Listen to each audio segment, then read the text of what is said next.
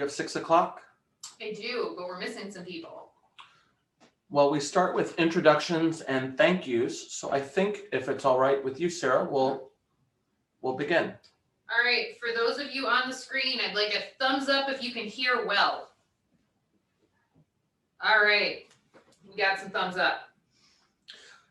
Awesome. Well, hi, everyone. My name is Jaron Rosien. Happy to be here. This is my kitchen. Joining me in my kitchen is Cory Evans. And we represent a few different hats. I have the City of Washington for one and JP's 207 for another. And I have Wooden Vineyards and Halcyon House. A couple thank yous or several thank yous. First off, if you're joining us, oh, and I'm looking into this, not the computer. Yeah. First off, if you're joining us, thank you. This wouldn't be possible without your support for Main Street Washington. We're happy to be here with you. If you have questions or comments throughout, feel free to put those in the chat. We have Andy in the other room on the chat, so you can enter questions or comments into that. Thank you also to Main Street Washington for making this happen, to Fairway for their generous donation of all of the food products, unless you're joining us and you've purchased your own. But for Fairway, for those that have the meal kit, thank you. Thrivent Financial and Maddie Widmer for their support. Wooden Wheel Vineyards for pairing with the wine. We appreciate all of those groups and their support. Cory, would you do a brief overview of the meal that we're preparing today? Yes, so today we are preparing a creamy dill pork tenderloin with couscous and roasted broccoli. And what is couscous? So couscous is a pasta. There's multiple styles of it. The Israeli couscous is a little bit bigger grain. We just have the regular couscous tonight. It's basically cooks just like pasta does, and it's kind of cooks like rice, and is good, delicious. Perfect. The other thing to point out, some of you are cooking with pork loin. Some of you will be cooking with pork tenderloin. Either way, it will be delicious. But the pork loin is on one part of the animal. The pork tenderloin is like the filet mignon of pork, and it's the smaller loin in the back. So we thought it'd be fun to cook with something different.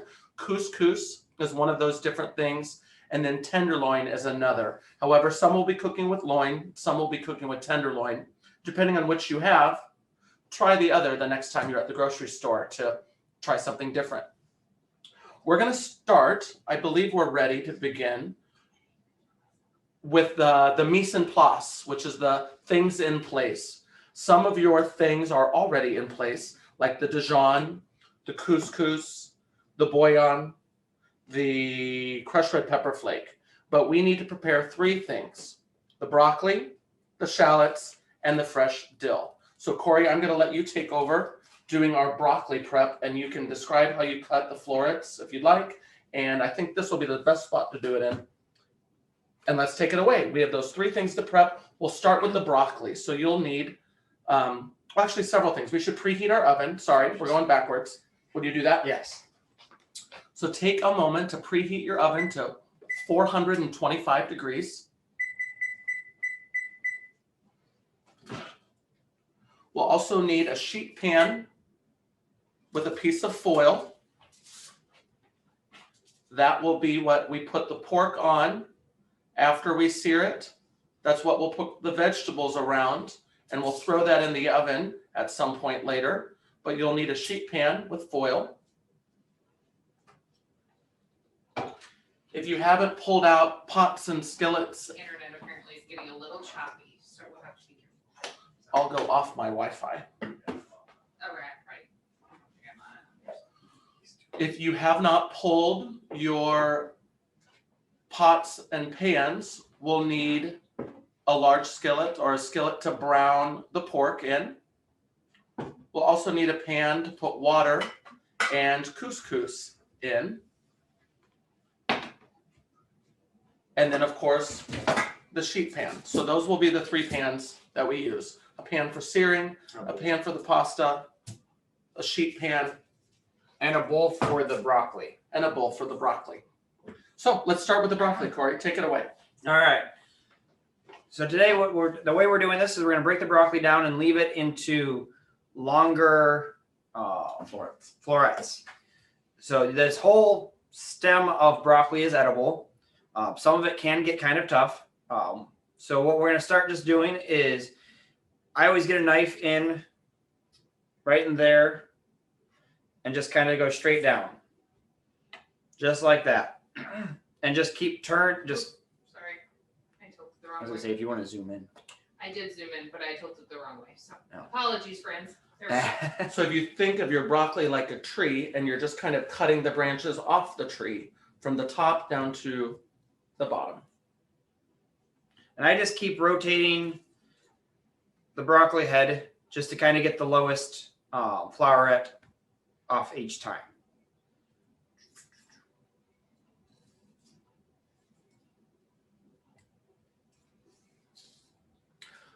I would encourage everyone to go at your own pace for safety. That is something I do, and over time I've gotten faster, but I go as fast as I safely can and no faster. And some of these, like we have some bigger ones, I'm actually going to cut those in half so that they cook evenly with the rest of the broccoli. The big thing is keeping consistency with the size of food so that it all cooks evenly.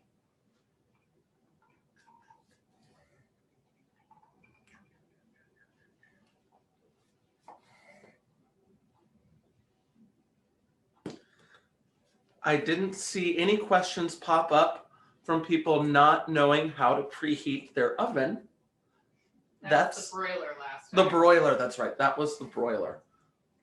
We all come from a different place, which is part of the fun.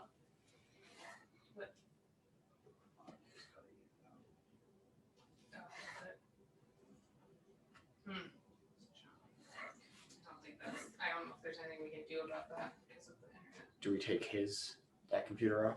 Yeah, you might want to Sure. cancel out of it. If we had a report of the audio getting choppy, Question is, how much of the stem do you keep, Cory? preference. It's kind of towards preference. If you get too far in, it starts to get really woody in the middle. Like this would be used more if you wanted to keep like this part of the stem. You want to use it more for like a broccoli slaw or something that way that can be shredded and much smaller. But it does get a little bit woody as a bigger piece. That's enough for us, right? Yeah, that'll be plenty. Okay. The shallot is a little more challenging. Let's do that. Let me clean off this.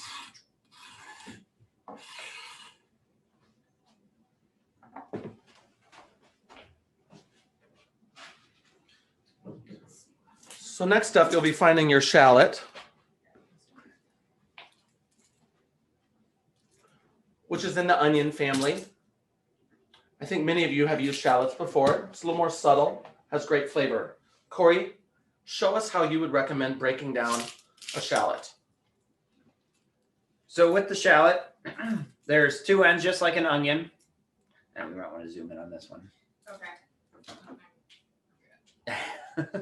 Got lots of things happening. Here we go. There you go. So there's going to be the two ends on there. So I always cut both ends off. And there are many ways to cut a shallot. This is the way I have found it for ease for me, and just makes things easy for me.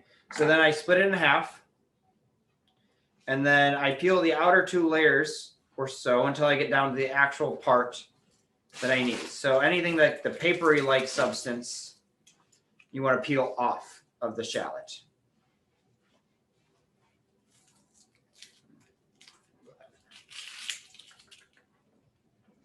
We did just fine with internet last time.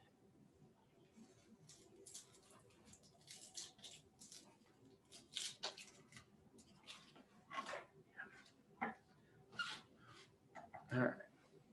We good? We have the fastest internet. All right. So then what we're going to do is, as now that we got a half and a flat surface, it's much easier to cut things on a flat surface. Around this way. There you go. Yeah, You're gonna have to reach a little bit. That's fine. I got long arms. And so then all I do is I just kind of rest my hand like this, use my knuckle of my finger to kind of support where the knife goes, and just pull the knife through. While doing that, I slip my finger to the other side and hold it so that it stays all together. That just looks like you're gonna cut yourself.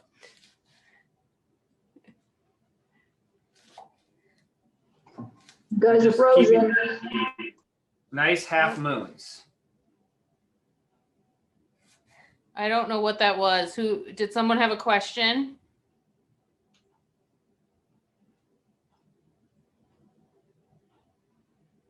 All right. If you'd like to put your question or comment in the Oh. chat. Would you allow Karen back in the waiting room? There you go. All right. Whoop. I'm trying to balance here. There we go. So the next step that we'll do. Go ahead, Cory. Okay. So now we've got these nice slices. We're just going to kind of work the knife around, kind of at a nice little angle, and walk around the onion or the shallot. And it just keeps kind of cutting and makes a nice little dice. So I'll do it again with the other one.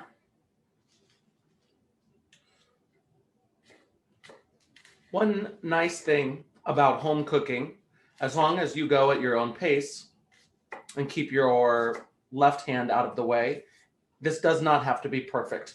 You can always go back and chop the bigger chunks that you miss, exactly like Cory is doing right now. If you miss a piece, if a piece falls, you can go back and go over it, chop it up, throw it in your container, and it will be just fine.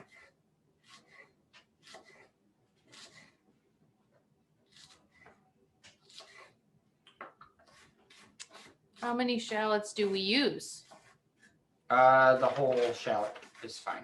I think everyone received one shallot, unless you have a double recipe with 2 shallots. So you're either using 1 or 2. And we have 2 because there's 4 of us eating dinner after this. And then what's the other one? How do you stop your eyes from tearing when chopping onions and shallots? I'm a hot mess over here, Maddie says. Well, So- it might be the one. You can wear goggles if you buy those. People with contacts seem to have better luck with it. And Cory, you were going to mention. Something I've always done is if you don't actually talk, you just keep your mouth shut is something that I've always done while cutting onions, and it tends to help. A lot of times with onions, if you refrigerate them, it tends to make them much more potent that way. Millie, this makes 2 servings, Millie, and you'll use 1 good sized shallot. If they're tiny shallots, you could probably use 2.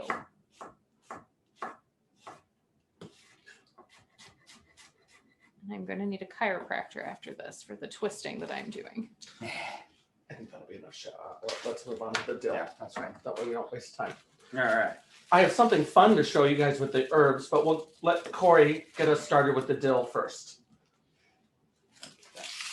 All right. So with the dill, we are going to just kind of pick everything off this. You can leave most of the, if it's a littler stem, just pick it up there and do that. So we'll kind of do that with each. So I always pull the bottom 2 off and leave all that up the top. So what's left behind are the thickest stems, and you've got all of the, is it called like a frond or something? Oh, I think of dill, it is a frond, in fact. yes.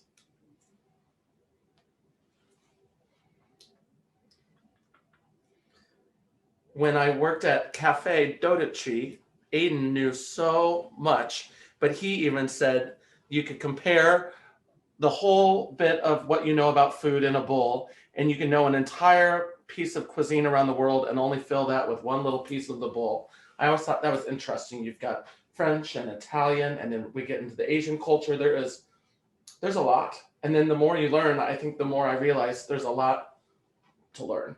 Anyway, go ahead, Cory. All right. So then what we'll do is get everything kind of piled up. And what I always do when cutting herbs is I kind of squish it all together into a little pile, like so. And all of this, you just got to run the knife through it. There's no true rule on how this needs to look. I kind of do an initial run, kind of spread it around again and go back through. A very simple way to elevate your cooking is by using fresh herbs. Basil with roasted vegetables, dill, buying them at the grocery store or growing them. Fresh herbs really make an impact. This is my fun thing to show you. This was a Christmas gift. It is a hydroponic herb garden. Check that out. I don't know how much you can zoom in. That's real fancy, Jaron. Here, I got you. It grows all these little pods of fresh herbs, and it took a while to start it, but we've got basil, dill in the back, a little bit of parsley. You don't need this $60 item to grow herbs. However, it was kind of fun. And then something else fun that just arrived in the mail yesterday, this decorative sack of sawdust is actually a kit for growing mushrooms that Andy thought would be fun. So we have a little herb garden, and now we're trying to grow mushrooms. We'll see how that goes and keep you posted. All right, so we do have a question. How many dill fronds should be used, Cory? If you cut everything up, we're kind of, as we're adding it to the sauce later in this, you add a little bit, kind of taste it, add a little bit. So at that point, it's kind of to your preference. So we'll probably not use the entire amount that we have. We'll probably use 1/2 to 3/4 of it for the sauce, which will be about 1.5 tablespoons for us. So if you're cooking for 2, you'll probably want about 2 teaspoons. Sure. Is your herb garden an arrow garden? It is the arrow garden. All right, Millie, you and Jaron are herb garden buddies. How fun. All right. So when we're ready, we're going to get started with the cooking. We want to make sure everyone has their mise en place done. Is there anyone that needs a moment longer? That's the herb garden. If you need a moment, put it in the chat. The video and the audio is a bit choppy. Sorry, guys. We're trying our best. The internet keeps jumping out because it's so freaking cold. So you will get the recording afterwards, too. And I know that that's frustrating since you're cooking live, but we're doing our best. All of our Wi-Fi devices are off, except the computer that's running. We're going to season the pork. Depending on your stove, you could also start to preheat your pan, but I don't want you to have a smoking pan and not have pork that's ready to go into it. So not that high, Cory. Your call on starting your pan, but we're going to get your pork out. So you can set your pan at like a medium-low temperature to get it kind of warming up. If you're using cast iron, you can keep it on medium-low. If you're using stainless steel, probably actually about the same. Stainless steel will, when you turn it up, it will actually react a lot faster than cast iron will. So next step is super simple. We're going to get the pork out, pat it dry, season it with salt and pepper. This is another important thing to do. The patting dry. Dry makes for better browning, and it's a very important step to have good browning instead of steaming. Something's smoking. Yeah, it's coming from your oven. I'll just turn the oven down a little bit. All right. Do we trim all the fat off the loin, Cory? Depending on how much fat you have, I can show how to do it. Aren't going to, but yeah. So if you have some loose stuff like this, you can kind of go this. You don't want to cut too much because you end up cutting some of the meat out. There is some silver skin on this right at the top here. So I just kind of go underneath with the knife.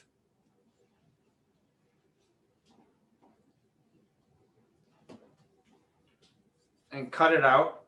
You also slice at the end of this. So this is a per choice. at the end of this, you slice the pork thin enough that the silver skin really doesn't matter, but it does make the meat look a lot nicer when it is trimmed up.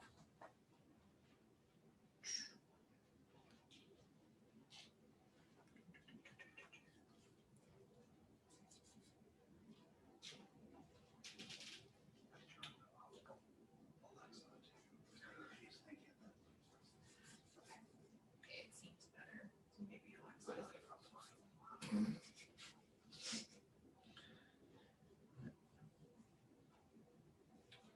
All right. What do you need the salt and pepper? So to dry these off, what we're going to do is take a paper towel, set it on there, and I just roll it in there. Specialty kitchen tools. Paper towel, important. I'll help you with the salt and the pepper. I like to use kosher salt because it has a bigger flake and excellent flavor. Iodized salt works fine, but you'll want to use a little less of the iodized. Will you rotate for me and we'll get all the sides? You want to salt it more? Yes, I do. You want to pepper it while you're at? No, I don't, because I've got the salt in my hand. Of course, you can do this with one hand, with one person in the kitchen. It's great to have two for this very reason. This is so easy. You can also use a tongs And to turn the pork.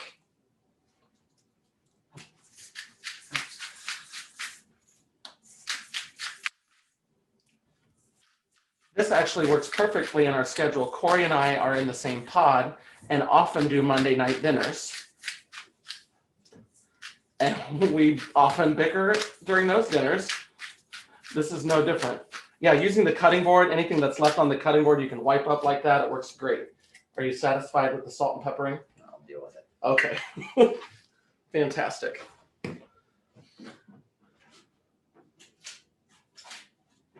We have our pan heating up. I believe we're just using a little olive oil, right? Yes. So in your pan, a little bit of olive oil, and you'll want to heat that until it's shimmering or just before it's smoke point. Looks like we're seasoning. We'll wait for everyone though while you season. We're watching.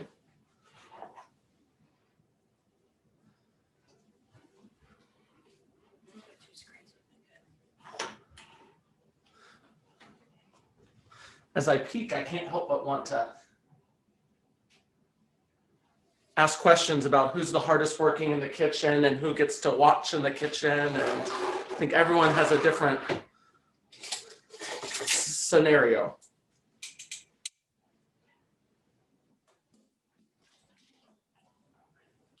I like to keep a clean kitchen, but my stove top is cleaner than my oven because my oven is smoking a little bit. Even though the stove is, don't open it, just leave it alone. But the stove top is spotless and the oven itself is less so. Andy, you unplugged the smoke detector, right? It'll be fine. I didn't. So when we're done seasoning, we'll let everyone get their pan ready for searing on the stove. So we want about a tablespoon of olive oil, Thumbs up if you're done seasoning. the pork. Thumbs ups, thumbs ups. I'm seeing thumbs ups. We're good. Let's move along. So I think we can, This needs to warm up a little bit more. okay. We're waiting on our pan. We're waiting on our pan to get just a little bit warmer. We'll add a little bit of oil to it. And you want that oil to shimmer, just like the water in the ocean when you see a little wave, either the shimmer or a bit of smoke from the oil in the pan, and you'll know that you're ready to sear. We can do, while our pan's heating, we're gonna get our broccoli seasoned up. So we're gonna jump a little bit, but with the broccoli, it is just gonna be olive oil, salt, pepper, and optional red pepper flakes.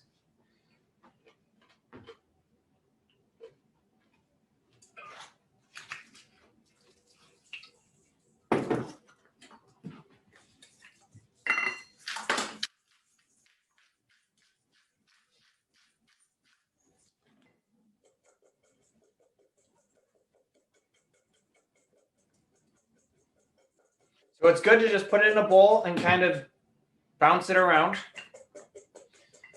It will kind of incorporate the oil, the salt, everything. If you feel like the broccoli is a little dry, add more oil.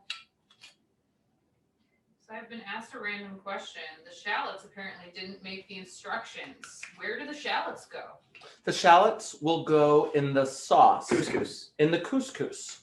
It goes in the couscous. It goes in the couscous. It goes in the couscous. Apologies for not adding that to the recipe. That's my bad. It was a surprise. It was today's surprise ingredient. That's an excellent question. All right. And we do have a question about knowing when the pan is ready and hot. Do you have oil? The person that's asking the question, do you have oil in the pan? Actually, hold up. Before putting oil in the pan, a good way to see if a pan is hot is actually get a little like dollop of water on your fingers. And if it does that and sizzles, if you could hear it, you know your pan's hot. If they have water, if they have oil in the pan, should they They should flicking not do water that. at it? Okay, yeah. Do not do that if you have oil in the pan. And So- if you do have oil in the pan, you know that it's ready when it either has wisps of smoke that comes off the oil or when the oil shimmers. So if you would add oil, you can show them what that would look like. And that'll be plenty.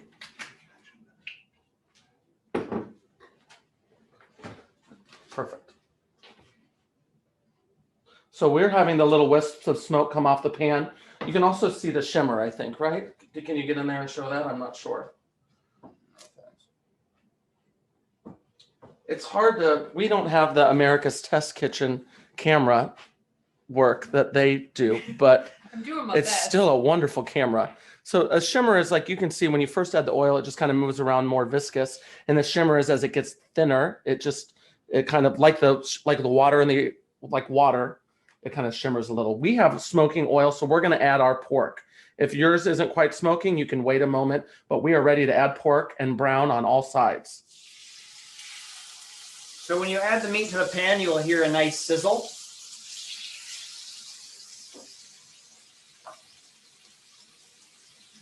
You want to get this out of here?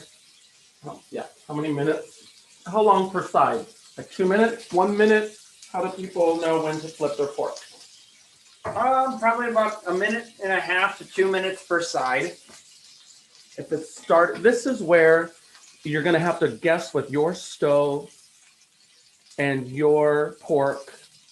If it's starting to burn, you want to lower your heat or flip your pork.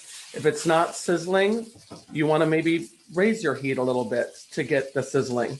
The browning is where a lot of flavor comes from. So it's nice to have a good sear and good browning because that's flavor. But if you didn't have a good sear, you just turn your heat up a little bit, and by the time you start moving your pork around, it'll get to temp.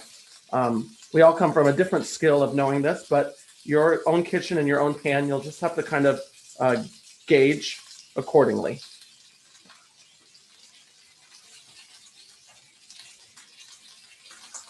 Of course, you can always peek.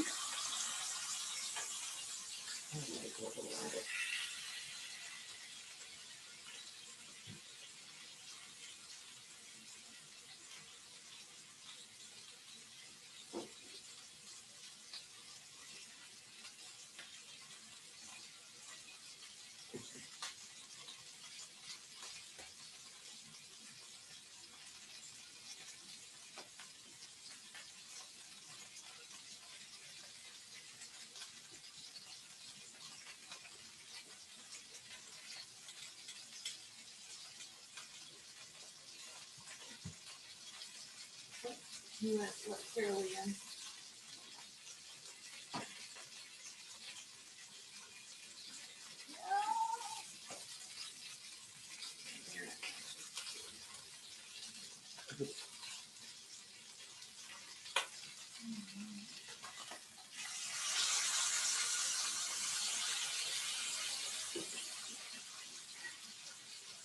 And with this, we'll do all three sides of the pork.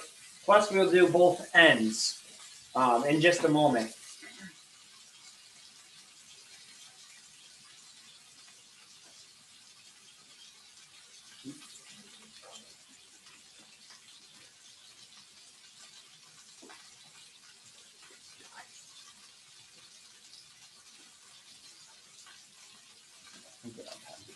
Okay. All right. So Ends are a little bit more difficult. They require a movement or leaning against the side or leaning against each other. This is working fine. Good deal. The stove must be level.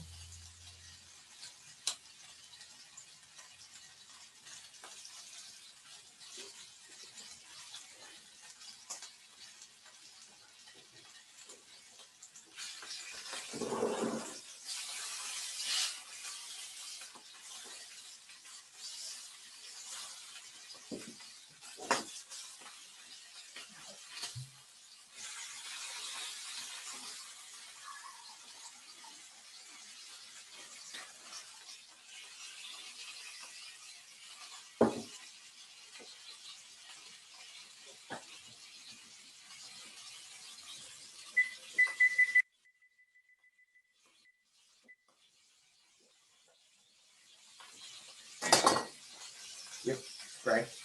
It's right down there.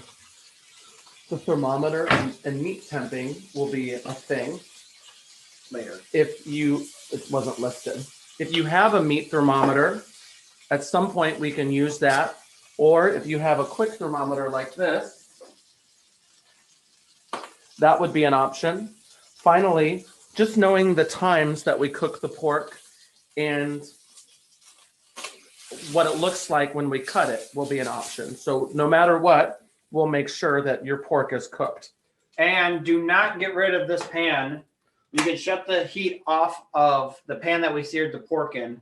We will be making the sauce in that pan to suck up all those flavors off that the pork has left behind. So next we'll move to The fond. sure. Yeah. Just throwing out words. So right. This is where we use our tray. We have the pork. And the broccoli. We did have a question. What temperature should the meat finish at? Depending on whether you have the pork tenderloin or the pork loin. And luckily that's changed. We do not have to cook pork to the 180 degrees that childhood had us cook pork to. I believe, Cory, are we at 150? So anything over 135 you can cook pork to. That's generally more pink than people like at 135. That's almost a mid-rare. So most anywhere people will want 145 to to 150. 150. So is everyone caught up to where they have the pork seared on a plate tray with the broccoli? I think we're working on it. If you're all seared up and ready, thumbs up at the camera, please. We got some thumbs ups. Lots of Lots thumbs up. of Awesome. thumbs ups. Awesome. Nick and Kirsten, it's nice to see you joining us from afar. I wonder who our farthest traveled. There's a hand. I wonder who farthest traveled is for joining us. We'll have to figure that out in a moment. Yeah, once we get everything done. So we're gonna get our stuff in the oven. We have pork with broccoli going in the clean oven. And what do we set our timer for? I think it's 12 to 15 minutes is the guess. Yep. So we'll start with 12 minutes, and then we'll kind of take our temperature of our pork and see how the broccoli is doing at that point, and we'll kind of judge from there. If you don't have a meat thermometer, when we take the temperature of the pork, we can show you a trick. We can show you a couple tricks, but we'll wait about 12 minutes. So we'll start with the couscous now. Jaron, I will need 2 cups of water for us. You guys will need 1 cup to go with the couscous. You will get your stock pot on the stove. And half the chicken stock and some shallots too. so we're going to start with the butter. Are you sure the butter goes in that? Yeah. Yes, it does. I read the recipe.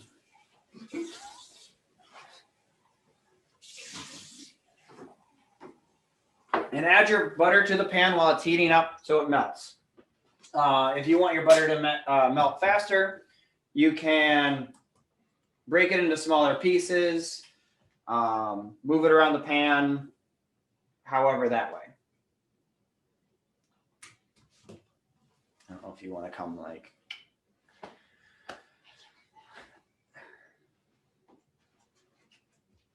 Trying to be very gentle. Backwards. Sorry, my foot got stuck. There we go. All right, perfect.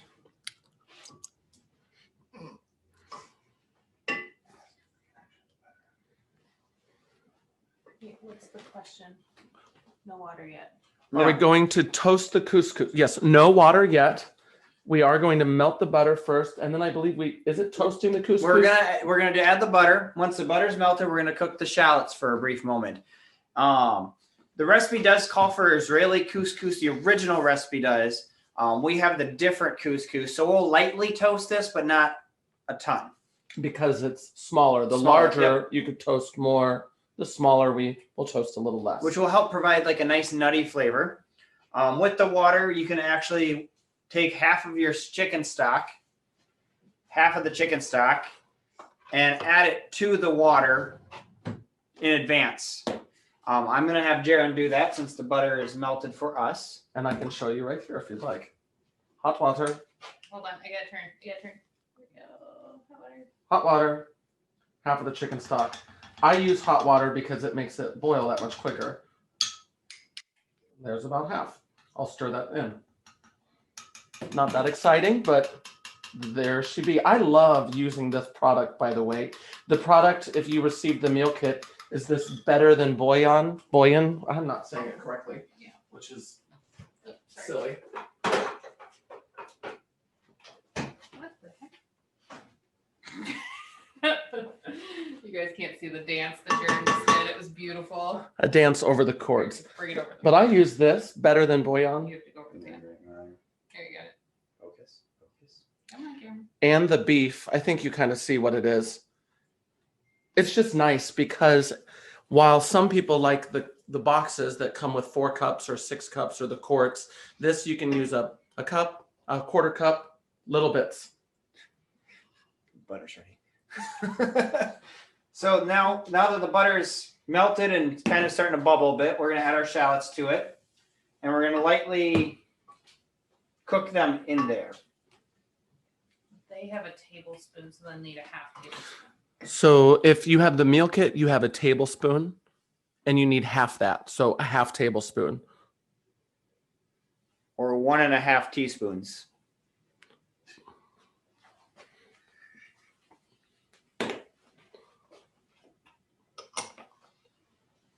It's one tablespoon for 1 cup of water, right?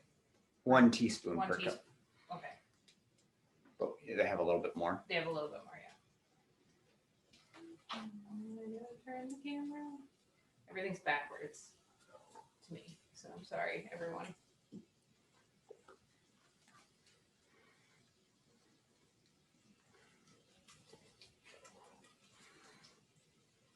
So this is, when cooking shallots, it's kind of to your preference on how, Oh, it's ready. how cooked you want them. We'll just kind of cook them a little bit more here. You can cook them all the way to translucent or to where they're starting to get a little bit more caramelization. Each one adds a different layer of flavor to it. We'll go just a hair bit longer.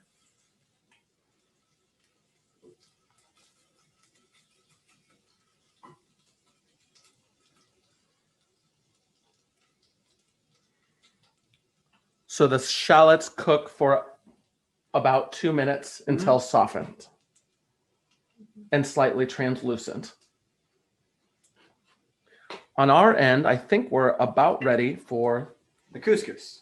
the couscous. Get one of those gyroscope things next time, guys. I feel like I'm wobbling. Mmm. It smells good in here. I'm gonna say you'll get the really nice aroma from the shallots as you're cooking them in butter. So let's add the couscous.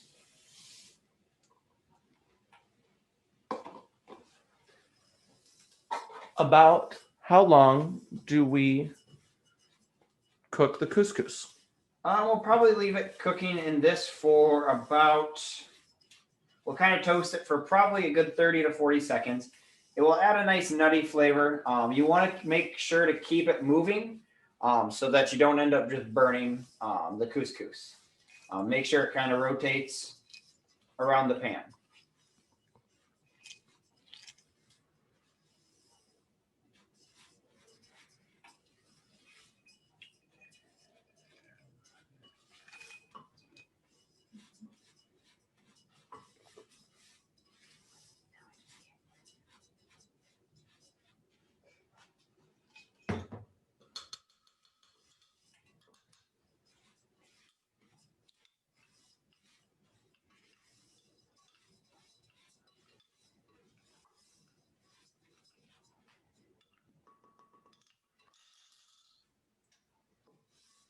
All right, yeah, just keep making sure to keep stirring just so that it does not burn. We are toasting the couscous on top of the shallots. That is correct. For the question in the chat. The shallots you do for about 2 minutes until softened. Then add the couscous. Keep the couscous moving so it doesn't burn. And I think we're probably ready to add. What do you think? Yeah.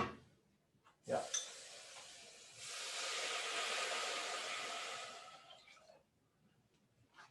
You'll hear a little sizzle. That's good. We've added our stock, the bouillon and water, to the couscous. You can do so when ready.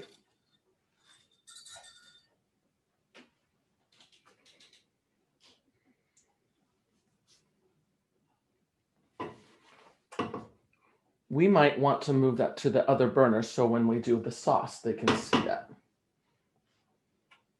We might move to our back burner. Good work. And so when it comes to a slight boil, kind of starts spitting a little bit, you'll end up wanting to turn it down to a low heat.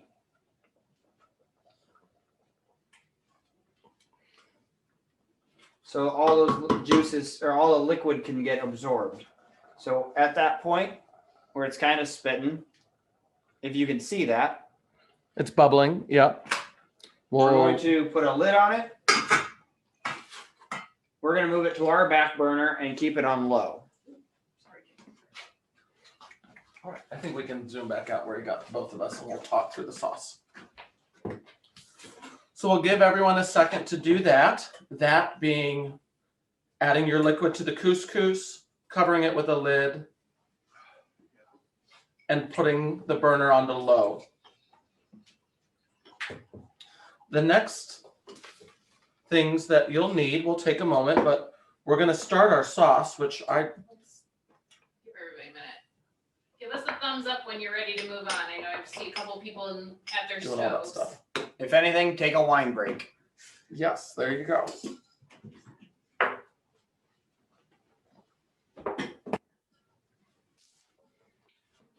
Jim's giving us a thumbs up.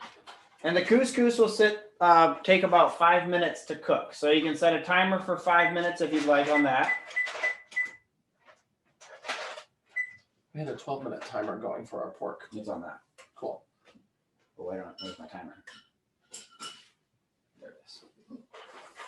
And how will couscous hold fairly well once it's done? Yes. You can kill Yep. the heat. It's kind of like the end result of it will kind of be like rice. will kind of be the consistency of rice. It's going to be a little more grainy, but it's going to have the pasta flavor, but kind of remind you of rice is the best way for me to say that.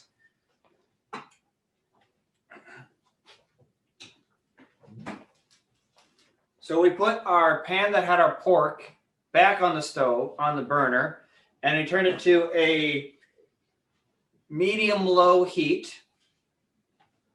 With this, Jaron, you'll need a half a cup of water, quarter cup of water. Sorry about that. A quarter cup. I'll need a third cup from you. So since we're doing a double batch, we're going to go up to a third cup of water. You'll need your quarter cup sour cream, or 4 tablespoons for some of you.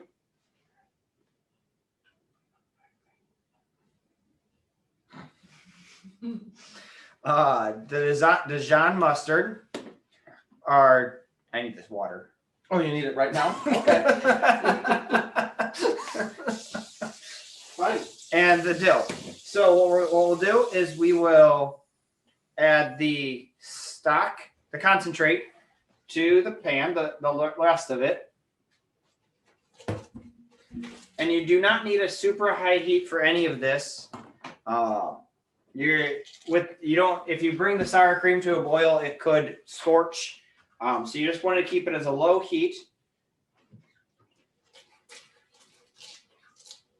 And get all the goodness that was from the pork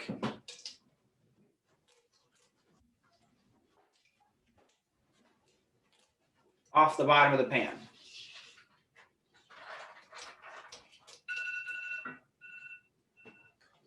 So there I have my 12-minute timer, which I'm going to check. Jaron's going to check the pork. Oh, we need to repeat some steps. All right. So this is the sauce steps. Yep. Karen, you need the sauce steps repeated? Give me a thumbs up, Karen, if that's what you need, the sauce steps. Yep, okay. Okay, so with the sauce, you'll start with the concentrate, The bouillon. and the water. So it'll be the quarter cup of water and the rest of the bouillon that is left. So it's your pan that we browned the pork in. So you have the pan for browning the pork. You add that better than bouillon concentrate, and you add some water. And you scrape up all of those flavor bits off the pan. That is the browning flavor town that we want to incorporate in our sauce. Maddie asked, how do you know when the couscous is done? I know we're jumping a little bit. You just set the timer for 5 minutes, leave it on low, and then kill the heat. It'll be fine. Kind of tender like rice when Yeah. it's done. It only takes about 4 to 5 minutes. So I have our 5-minute timer, and it will sit as we're going. It's going to sit completely fine. If it sits for 4 minutes, go ahead and just shut the heat off. Keep it on the burner, and it will finish cooking. It'll hold really well and stay fine. I checked our pork, and we're not there yet, so I'm going to stick it back in the oven. How much time do you feel like we need? What temperature were we at? It's at 109, so All right. I think 5 minutes. So we're going to set another 5-minute timer for our pork. I want to show everyone the hand trick, but I don't know that. I think we're all doing things, so I can't. Yeah, everybody is at their stove. Yep. When we need to fill time, we'll do that. Okay, so adding. Okay. I think it might be bandwidth in all of Washington. We might be using all of it. So Andy went through the house and unplugged everything that uses internet, and I have a fast internet package, but we're doing our best when it cuts out. It's Even Alexa, I took her offline. yeah, Alexa's not unplugged too. That's Anyway, why we can say her name. Yeah. And you guys will all, like I said earlier, get the recording, which does not have the buffering issue in the same way. So So now that we've got the concentrate, this bouillon and the water, we're going to go ahead and add our Dijon mustard. Mm. The sour cream.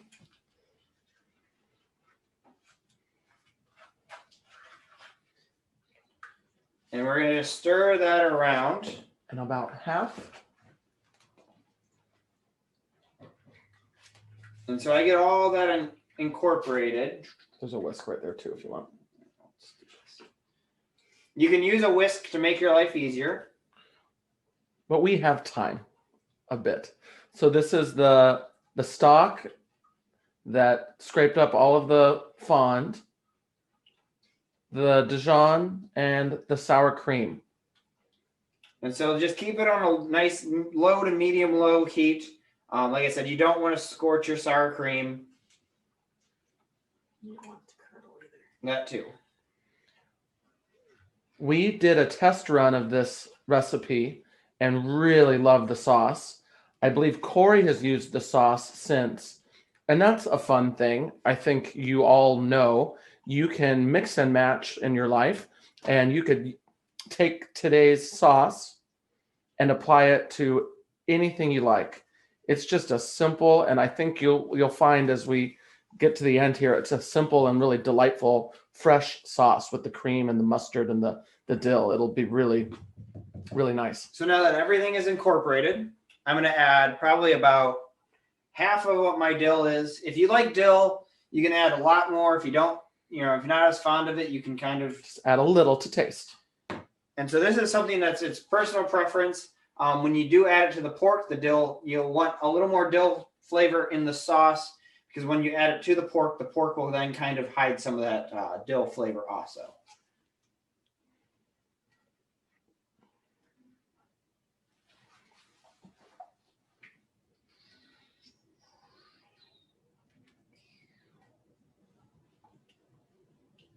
Can you give me a spoon, Yes. please?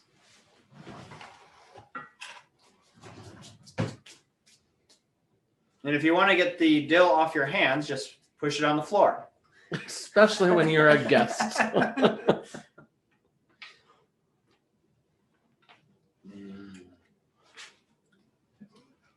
It's also fun to be a home cook when you can occasionally double dip or do what you need to do. Cory's not wearing a hat. Oh my goodness. Yum. I'm going to add a little more dill A little pepper. and a little bit of black pepper. Mm.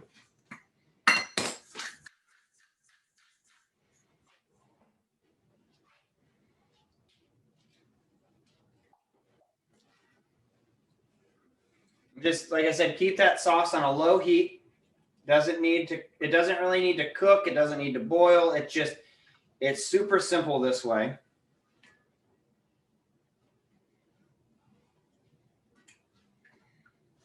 Do you want to show them the hand? I'll wait till when we start checking the pork. I was just thinking through it. Maddie asks, would additional red pepper be good in the sauce?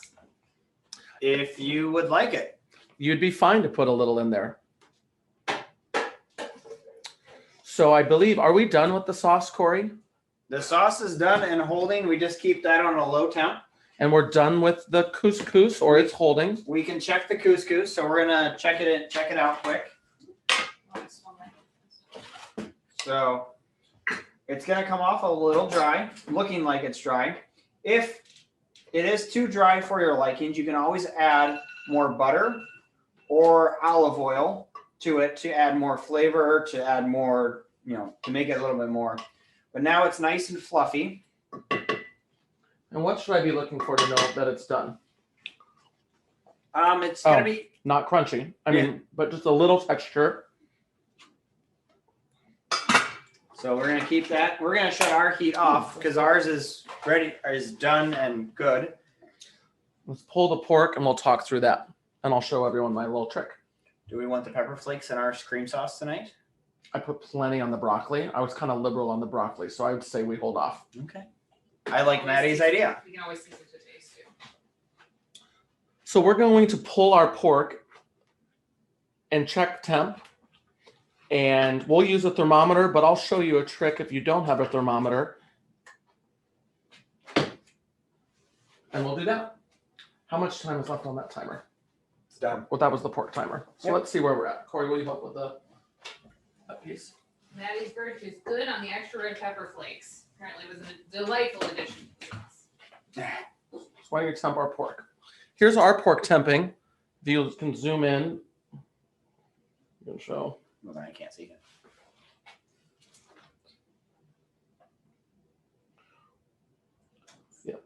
We are at 152 on our pork loin. And so something. And you can also see, I'm not sure how much you can see. Earlier when I pulled it out and I gave it a little push, it squished a lot. Right now it is firm to the touch, and that matches up with that temperature. I'll show you a trick.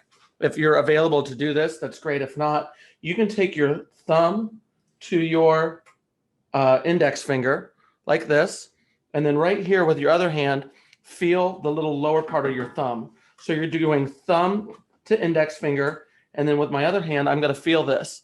Now move your fingers and feel as you go to the middle finger, to the ring finger, and to your pinky finger. And you can feel this part of your thumb tighten up. So what you're looking for here is, let's go back to the index. This is about medium rare. This is medium. This is medium well, and this is well done. And what you're feeling for is that firmness. So once again, right at the beginning, if you just do thumb and index finger and give it a little touch, it's a little soft and gives a little bit back to you. It's a little tighter, tightest, and all the way tight. And you can also use that as a trick to tell the difference between your doneness. You can use this on steak. You can use this on pork. You can even use it on chicken. Obviously, you don't want your chicken medium rare. You always want your chicken to be firm, but you can just use your finger, give it a poke, and then you can tell. And that's how we know that our pork is done. And then, of course, if you cut it open, if you cut it open, you'll tell immediately too. We can use all of our senses. You can use touch, you can use temperature, and then you can use your eyes to see. We still want to let it rest for about 5 minutes before we start chopping it. So we're gonna move. You don't have clean tongs. We're gonna move our pork to a plate because our broccoli isn't quite done, and we're gonna cover. No, It looks done. so we're gonna throw our broccoli back in for probably a couple minutes. Well, I think it looks pretty good, but I will defer. How is everyone else getting along? Any questions that we have, or where are we at? Looks like Nick and Kira voting for red pepper flake additionally. Oh, especially, so who's farthest traveled? If anyone wants to make a guess, you can type it in the chat, or we could try taking you off mute. I know we've got Nick and Kier in Minnesota, No one's traveled; they're all home. and everyone's home. I know, or I mean farthest joining us. Florida, Well, we've got Florida. Who's from Florida? Sarah's aunt, Kay Steinberg. Happy to have you. I think you win the prize unless there's anyone else. That's wonderful. Several people like the extra red pepper flake. That's awesome. Good to know. Kate, do you want to rub in what the weather's like in Florida? It's extremely cold. It's going to freeze tomorrow morning. Oh, Well, then I don't feel so bad for you. We're Panhandle. Think Texas. Pink Texas. Yeah. Well, I just got a text message alert that we could have rolling power outages in Iowa. And I think is that Texas's fault? Yeah, that's who Andy was blaming it on. Because anyway, apparently we could have the power go out in Iowa and rolling outages because of all that cold down south. Kira and Nick say 32 would feel balmy in Minnesota. So we've we're letting our pork rest. We have our sauce ready. We have our couscous ready. Hey, it's been 1 hour. That's not too bad. Let's get some of this stuff off the counter, and then we can get to plating. And we grab plates out. So, -22 where Kira and Nick are today. That sounds delightful. It was -6 here. Rolling outage, Maddie, means that different quadrants go out at different times and then they fire back up. And it is, I know Omaha was having issues earlier today. What was So that for? warm blankets near your bed.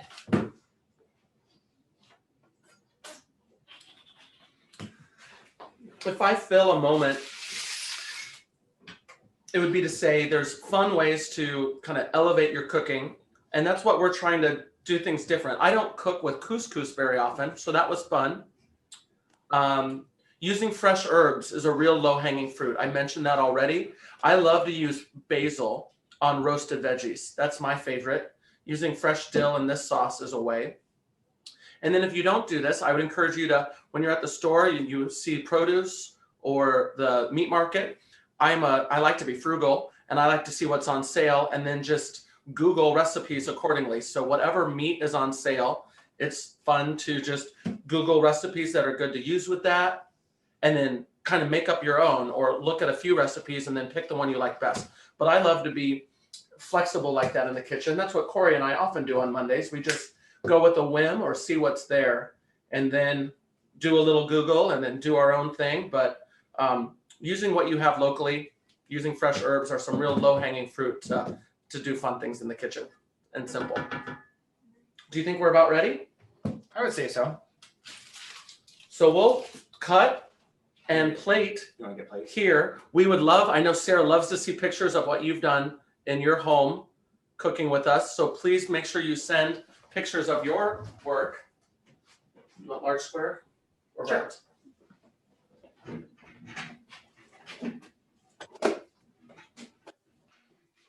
Yeah, if you guys want to take a selfie with your dinner, that would be delightful. We're getting ready to nominate Quarantine Kitchen for a Main Street, Iowa award at the end of the week. So if you have some pictures with your dinner or cooking in your kitchen, send them my direction this week. I'd love to use them to celebrate this fun little event we're doing. And Kira and Nick want a selfie with the chefs. How do we do that? I don't have any idea. Maybe you get really close and maybe take a picture with the Oh, we could do that. We'll smile for you while we let the pork rest for some people.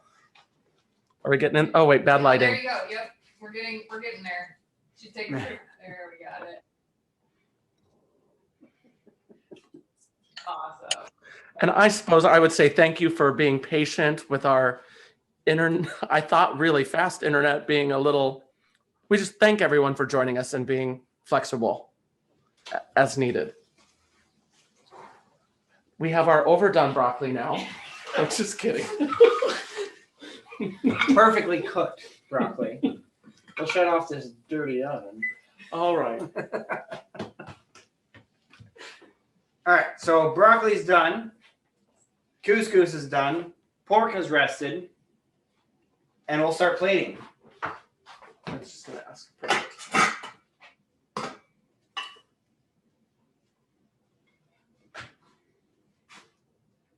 Do you have to take broccoli behind you and you'll cut pork? Sure. We won't need them, but I was also gifted all of these fine little plating tongs. We're not doing anything that delicate, but here's a fun thing that came with the sawdust bag of mushrooms. But I digress.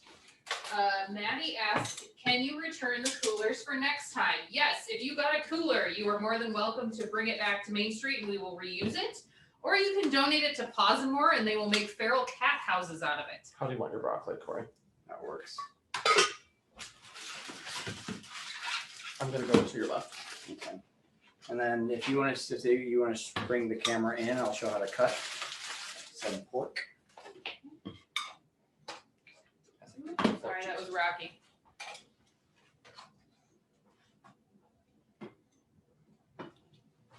So with the pork, you want to kind of remember or like know where the grain is,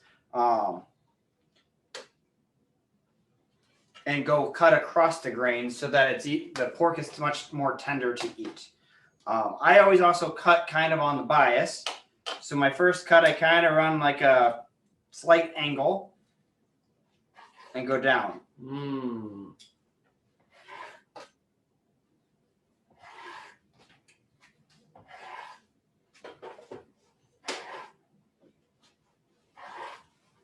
And I do about 1/4-inch slices. I find it's a nice way that the plating works, and it looks good, easy to eat. And we're gonna fan that out right along the couscous.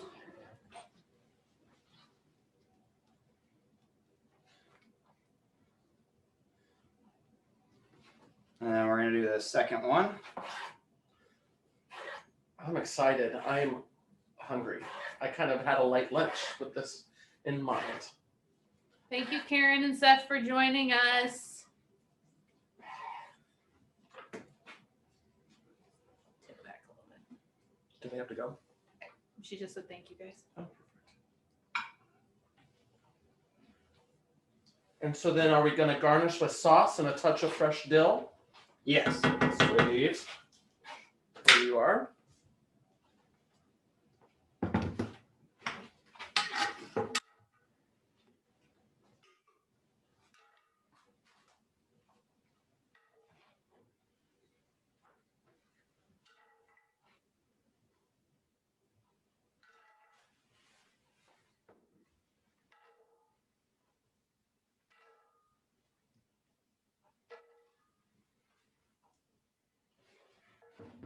I don't know where the fresh dill went. It is right here. And you can garnish with fresh dill and or the red pepper flakes.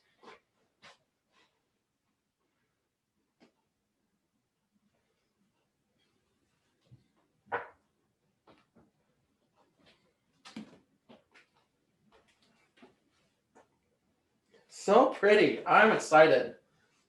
Here's my picture for our group. Yeah, cool. Thank you, everyone. Are there any parting comments or questions before we say bon appetit? Does the sauce just go on the pork? Yes. Sure. It does mix well with the couscous, and even the broccoli tastes well with the sauce. If you have a lemon in your fridge, a little lemon juice on the broccoli will knock things up a kick too. That's one of my favorites with broccoli. A little fresh lemon juice is a nice touch sometimes. I digress. What? March 22nd. We're going to do Asian stir fry on March 22nd. So we'll switch gears. Join us again. Thank you, everyone. Bon appetit. Thanks, everyone. All right, goodbye.